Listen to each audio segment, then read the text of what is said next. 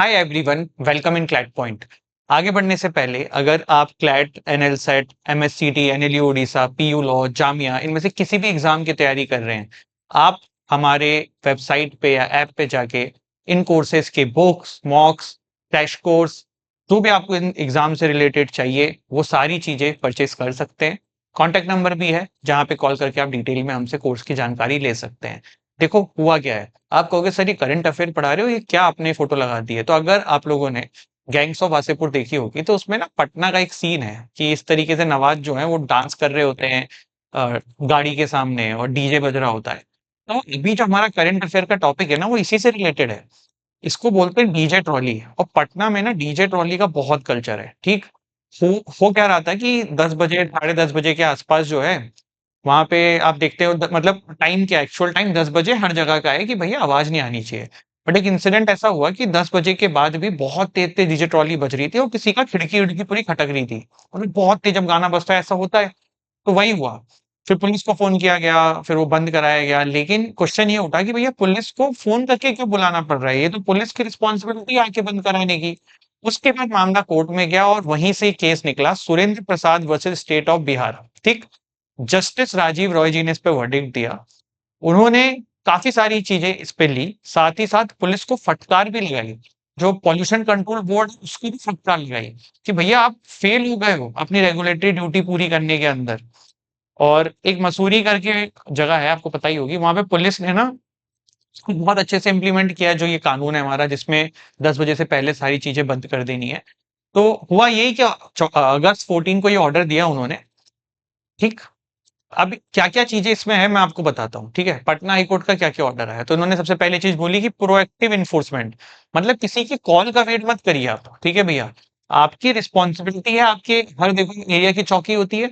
अगर आपकी चौकी में आपके इसमें चीजें हो रही है तो भैया आपकी जिम्मेदारी है, आप किसी के कॉल का वेट मत करिए, जाइए उसको रुकवाइए। प्लस जो डीजे जितने भी हैं, जितने साउंड सिस्टम वाले हैं, ये सब के सब रजिस्ट्रेशन कराएंगे अपना। कंपल्सरी रजिस्ट्रेशन कर दिया गया है, मैंडेटरी रजिस्ट्रेशन कर दिया गया है। ये पटना हाई कोर्ट के डायरेक्टिव्स हैं कि ये इम्प्लीमेंट होने चाहिए। प्लस 10 बजे का टाइम है ना, तो 10 बजे में क्या होता है, आपके घर में भी शादी होती होगी तो डीजे वाला कहता है अरे बंद करने जा रहे हैं। अरे कहते नहीं, 5-5 मिनट और। तो 9:55 का टाइम कर दिया इन्होंने। उन्होंने कहा 5 मिनट में आप चीजें समेटो जो आपका पैकिंग वैकिंग करनी है, लेकिन 9:55 पे बंद हो जाएगा। ये आदेश भी पटना हाई कोर्ट का आया है। देखो हमारे देश में किस लॉज के थ्रू ये चल रहा है, रेगुलेट हो रहा है, ये आपको पता होना चाहिए। ठीक है, मतलब हमारे देश में ये जो साउंड पोल्यूशन वाला जो मामला है, देखो इन दी एंड ये है क्या। अगर मैं सिंपल आपसे पूछूं कि हमारे कॉन्स्टिट्यूशन का कौन सा आर्टिकल है जो आपको इसके अगेंस्ट में भाई राइट देता है, सिंपल से हमें पता है। जब कोई सा भी आर्टिकल समझ में ना आए तो आर्टिकल 21, राइट टू लाइफ। तो भैया आपको एक लाइफ अपनी डिग्निटी के साथ जीने का अधिकार है। अब अगर कोई बहुत तेज पॉल्यूशन कर रहा है, साउंड बहुत तेज आपके कानों में आ रहा है, तो आपका लाइफ डिस्टर्ब हो रहा है। तो दैट्स इट, एक तो वो हो ही गया। अगर हम ऐसे एक एक्ट के थ्रू बात करें कि कहाँ से गवर्न हो रहा है, तो environment protection act 1986 umbrella parent act है। उसमें रेजिडेंशियल एरिया में 55 dB दिन में अलाउड है साउंड, एंड नाइट में 45 dB। ठीक। डब्ल्यूएचओ की भी वार्निंग है कि 65 dB से ज्यादा जो है अगर इस तरीके की चीजें होगी तो हजार्डस टू हेल्थ रहेगा। देखो ये डीबी क्या है, ये साउंड की यूनिट है। पहले क्या था ना, जब क्लैट में स्टैटिक जी के आता था तो इस तरीके क्वेश्चन पूछते थे। बट अब तो कमी है, ऐसा तो वो नहीं आता है, लेकिन तब भी पता होना चाहिए। तो ये है, मैंने आपको बोला राइट टू लाइफ। जब कभी भी लाइफ में ना, मैं आपको एक और चीज सिखा रहा हूँ, लाइफ में बहुत आगे काम आएगी।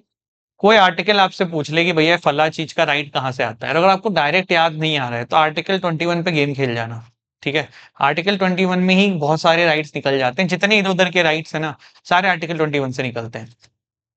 नॉइस पोल्यूशन के ऊपर क्या पहले भी कोई वर्डिक्ट था सुप्रीम कोर्ट का? तो देखो जवाब है हाँ था। नॉइस पोल्यूशन केस 2005 का केस है। इसमें सुप्रीम कोर्ट ने डिक्लेयर किया था कि नॉइस पोल्यूशन न्यूसेंस है।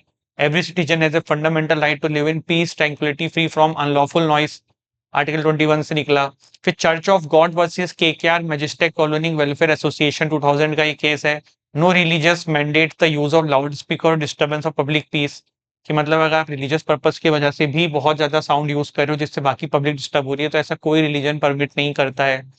जैसे कि मैंने आपको बोला, right to peace is not a merely statutory, it's a fundamental right under constitution of India, article 21। तो ये पूरा मामला था। एंड आई होप आपको समझ में आया। इसमें हमने क्या समझा, पटना हाईकोर्ट में एक मैटर आया। केस का नाम आपके लिए इंपॉर्टेंट है, क्या पटना हाई कोर्ट ने डायरेक्टिव्स दिए, ये इंपॉर्टेंट है। कॉन्स्टिट्यूशन का आर्टिकल इंपॉर्टेंट है, पर वो एनवायरमेंट प्रोटेक्शन एक्ट का जो सेक्शन है वो इंपॉर्टेंट है, कहाँ से गवर्न हो रहा है। That's it, this is about this particular article, and I hope ये आपके लिए यूजफुल रहा हो। Thank you so much. जय हिंद, जय भारत।